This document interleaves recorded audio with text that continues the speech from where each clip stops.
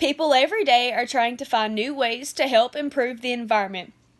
People are walking instead of driving their vehicles. People are putting solar panels on their houses and businesses instead of using electricity. People are growing gardens in their backyard. People are buying local from their local farmers market. People are making other people aware of all of the harmful things in our environment that could potentially cause more global warming. And recycling items to create new items to limit deforestation. Deforestation is one of the main causes of global warming in our environment.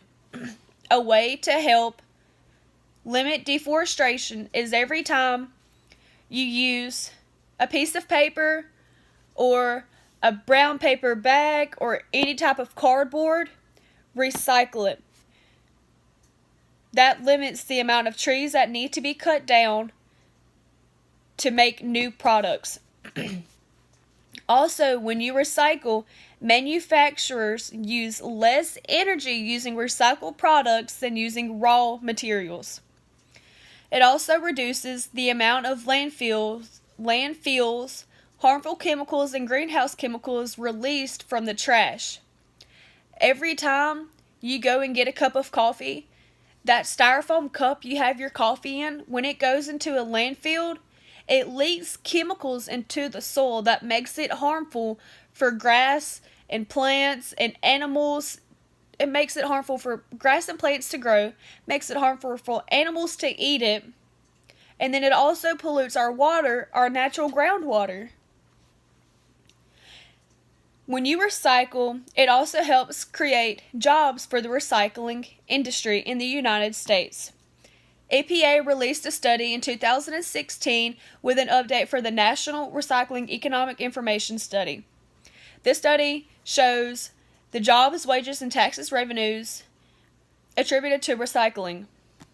In that single year this study was taking place, recycling and reuse activities in the United States accounted for 757,000 jobs, $36.6 billion in wages, and $6.7 billion in tax revenues. This equates to 1.57 jobs, $76,000 in wages, and $14,101 in tax revenue for every 100,000 tons of recycled materials. As we get older, the worse our environment gets. There are many studies that show